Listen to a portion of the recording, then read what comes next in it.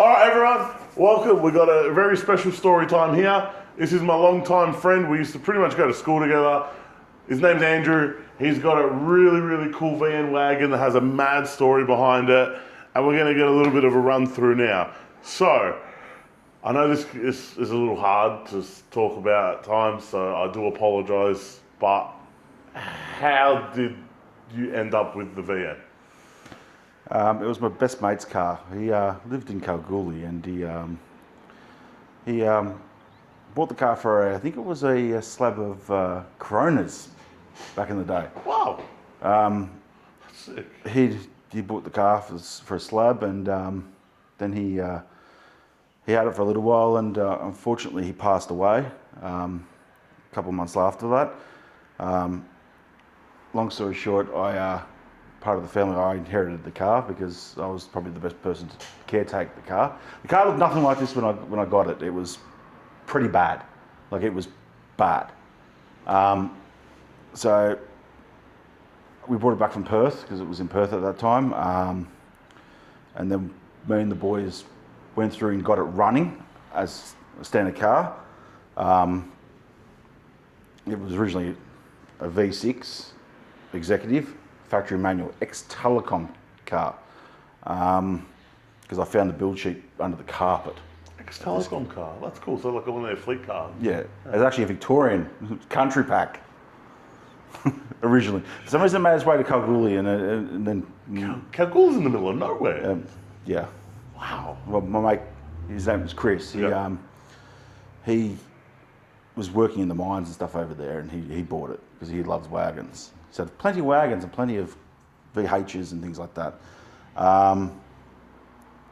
So long story short, I had trouble. I organised to get the car back from Melbourne. So the car came back to Melbourne, and it actually got delivered to our other mate, Jacob, who unfortunately also is no longer with us.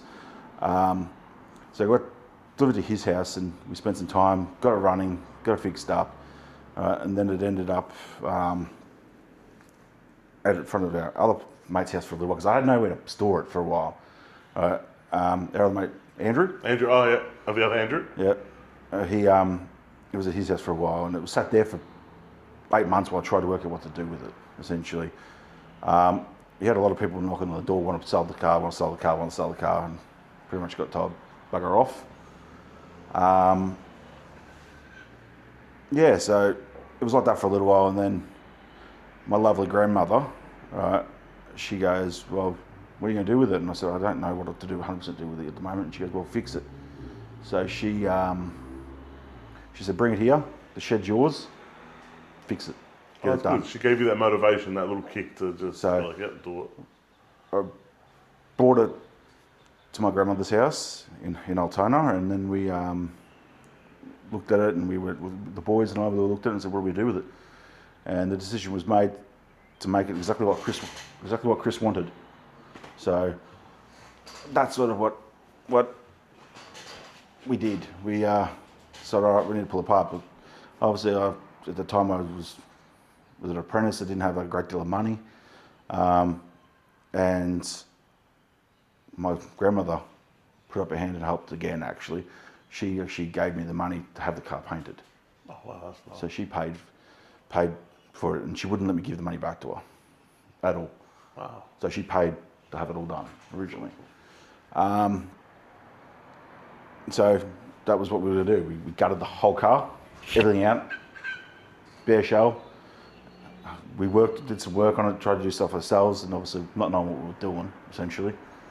But there's still telltale signs on it, like the roof's got a few gouges out of it because we used sanders and things. We had no idea what we're doing. But you gave it a whirl. You gave it a shot. So it has some telltale signs. Like this side of the car also bears some damage from when I think it happened after Chris passed away. I'm not sure when time period happened, but down this whole side got sideswiped. Yeah, wow. So I was lucky to be able to save the guard, but the doors had to be replaced, and the dog leg still bears the damage. It doesn't line up. Yeah, okay. Right. So it bears the damage. So we gutted the car, stripped it back, replaced the panels, replaced the tailgate because it was rusted, fixed the makeshift the new battery box, repainted the engine bay, right? Fixed everything, all the rust around the window, everything, fixed everything. Literally knew everything, fixed it all. And then the decision was, well, we can't put the little bloody V6 back in it, can we? No. Right. So I actually went hunting for a drive one anyway. Is that what he wanted? He wanted a 5 litre, and this is exactly yeah. Well, there was slight differences. He actually wanted to paint the car with blue flake glitter. Okay, yeah. But I was stared away and got told not to do it because if the panel got damaged, and I'll be further down in the story, it's hard to match. Yeah. So makes sense. I got told factory Alpine white is the best thing to do, so that's what we did. Factory Alpine white. So we're looking for an engine. I got a VS XBT1 rec, right? And I bought the car for the engine because it had extractors, 286 crane cam, heads, had makeshift twin throttles on it, right? And the V8 T5 gearbox. So I got that. Long story short, I got it back, put it on the stand, rolled it over, and I had all this metal go ting ting ting ting in it. And I went, "You serious?" Pulled the sump off it. The pedal show you flash photos of the engine because there's photos of that, and it was a mess. So I stripped all the good bits out of it, kept what I could off it, and scrapped the rest of it. And then I went, "Oh, I need another motor." So, funny story, Peter's sister was wrecking a VQ Series 2 Statesman at the time. And anyway, I bought the motor off for this. No. So there's a little bit of a connection between Peter and myself for that. Anyway, obviously I went hunting for all the special bits. So like the letterbox grille, SS front bar, lip bar, the side skirts, Statesman side skirts. At that time I didn't have a rear lip or anything for it. So I did that, put the car back together, got it on the road, sold the twin throts to pay for the other motor that's in this. But I kept the extractors, the cam, the heads. The cam heads aren't in the car. They've had them on the shelf for years.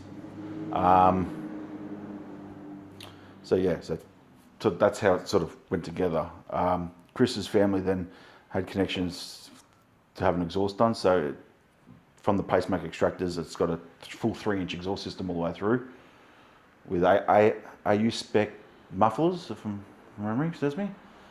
And I did the old cut spring job and the old P-plate slash as we all do. All that. And then I grew up a little bit and changed it, but thought I better do the right thing, But yeah, so like I went hunting for all the good bits. It's got VS acclaimed front seats, rear seats with the headrests in it, and all the some other little bits and pieces. But yeah, so I had that like that for a little while, and then about 5 years after all this sort of happened, our other mate that helped build the car, Jacob, he lost his life in a car accident. So the family he had a very, very big stereo. Both Chris and Jacob were very big in the stereo, like they loved loud stereos, big subs, all that stuff. So the family wanted Jacob's stereo to go into the wagon. So after we got the police finished the car, we got the wreck back, the stereo got removed from the car and it ended up in here. So we'll show you that soon. But yeah, so the stereo went in and then I just left it like that, like it is sort of now. I did the brake upgrade and things like that, just little things, maintenance things. I did the twin pop brakes.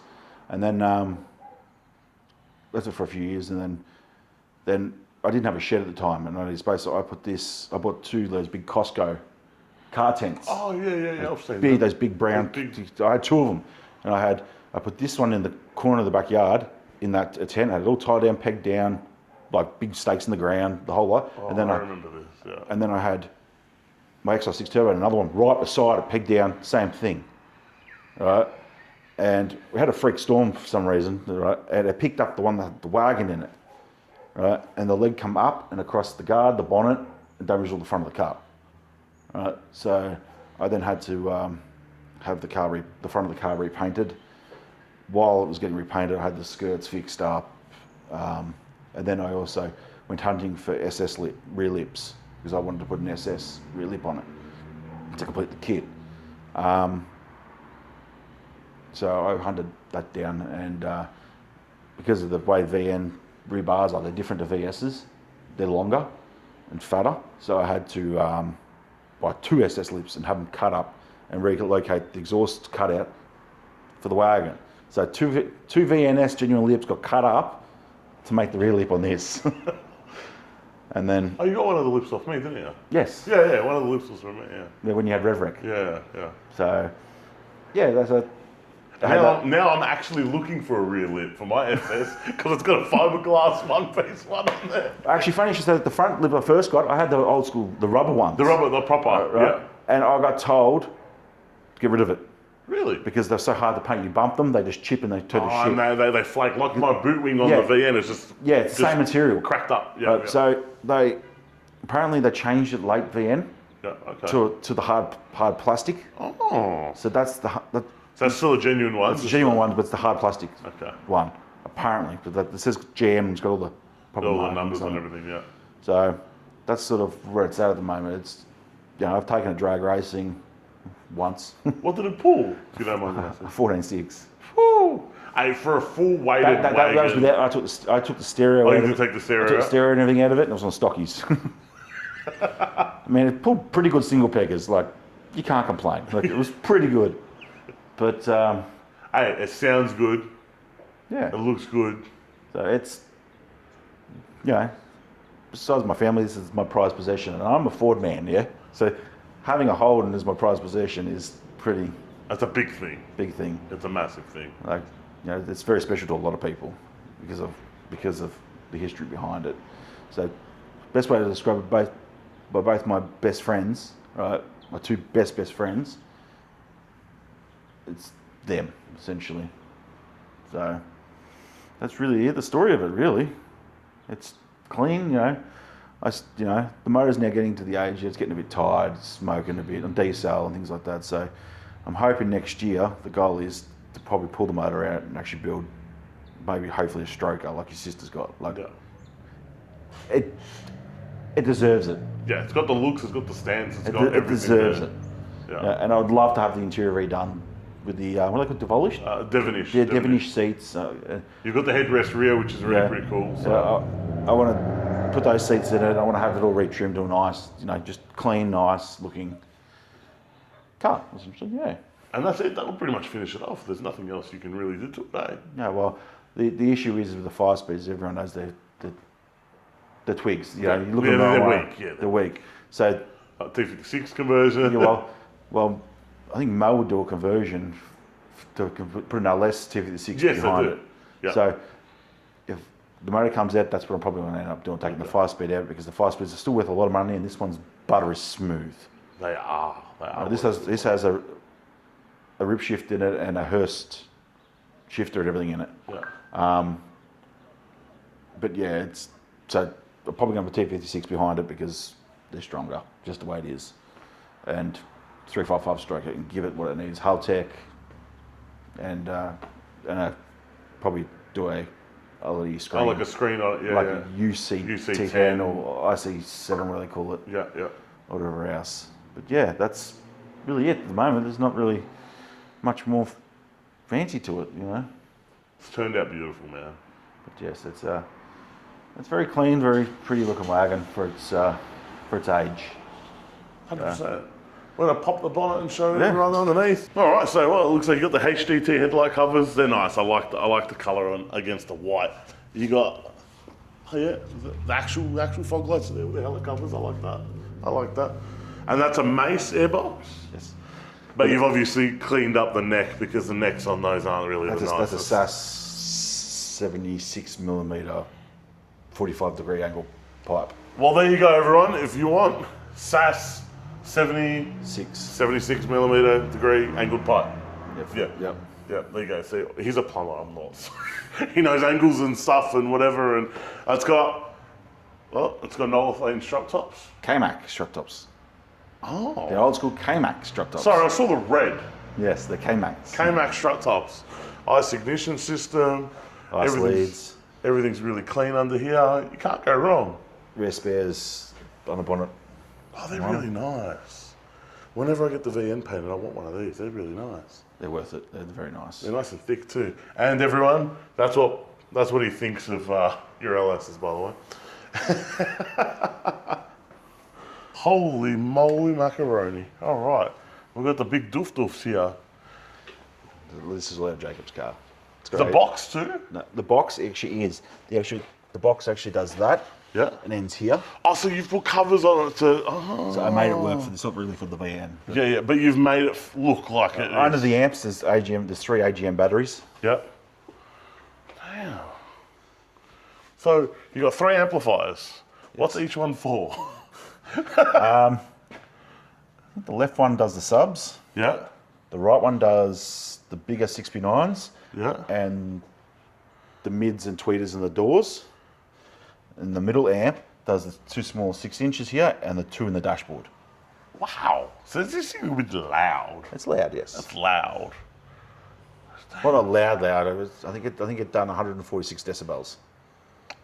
That's pretty loud. I think that's when Jacob and I had it. That's pretty loud. Had it done. So That's pretty loud. sorry, Jacob's brother and I did it. Sorry. That's pretty loud. The whole car also is sound deadened. Oh, is it actually? The whole car is sound deadened, as you can see. And then, Oh yeah, that's solid. like when you open doors, That's solid. it's solid. I like the gauges there. Those cobalt gauges. They're actually out of my XR6 Turbo. Oh. And the power source button's actually, thing is actually out of my XR6 Turbo. I like that. That's sick. That's mad. Like the roof liner, everything is pretty nice as much as I can get it. Even like the headrest in the back. The mats are actually craft mat. Craft. You've put Stato Calais lighting under it. Oh yeah, Yeah, I like that. I like those little touches. They're nice. Even the They're kick, nice the little kick panels at the front are actually Stato ones. And you've put a you've also put a VS Series 3 console lid because of the cup holders. Good eye. There we go. Like I They're really hard to find these days. They are very hard to find these days. I've had inboxes of people going, "Oh, can you make a tutorial, like so we can see how they come apart?" It's like, yeah, but find me a lid. It's almost as hard as finding the chromes for the wagons. The rear, this is the hardest. These ones aren't the best. I'd love to find mint set, but This you can picture off Statos. The back doors are the same as a Stato. front and back the same. All this, even this, is the same as Stato. Yeah, But this bit from here there is different. and there is different. Yeah. Because that's part of that piece. That piece there is actually part of the back window. Oh. This is actually a separate piece, I think, from memory as well. But this piece So where'd you here, get the chrome from? Was it from like a LX, like a Bellina wagon? Or? someone was wrecking out a VS of some sort. VS Yeah, and then I wagon had of it, and some you were sort. like, done. Yeah, as soon as I sent it online, I messaged. Lucky it was only with hoppers, and I just jumped on it straight away. Oh, so you're a thermo fanboy. Yes, I got rid of the clutch fan. I still have the clutch fan surround. I still got them. How come you got rid of it, if you don't mind me asking? The clutch fan actually hurts the car. Like you can actually feel, like Do you feel a big difference when when you drive it. Really? It is a big difference. Okay. It's got a Craig Davis controller. It's not in the best spot, but it's it's there? there. But yes, the fog lights will work. Everything's wired. It all works. It all works. Everything works. And like everything. There we go. Hey, hello. They're on. They work. They sick. Yeah, up at the final leader.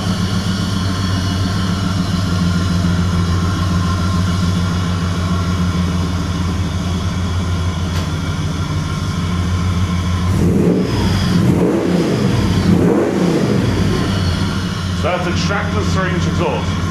Alright. Halfway cat.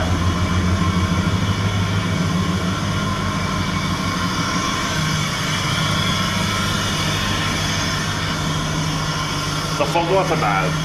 I roll around mine like that so I can show the hell off. It looks sick. Thanks everyone for watching. This is Andrew's Van Wagon. If you like it, drop a comment. Any questions, I'll bet you he'll be going through and answering them. Don't worry about that. Like, comment, subscribe, share with your mates. Thank you very much. Oh yeah, PS. Interior sponsors, anyone? Devonish? Let me know. Inbox.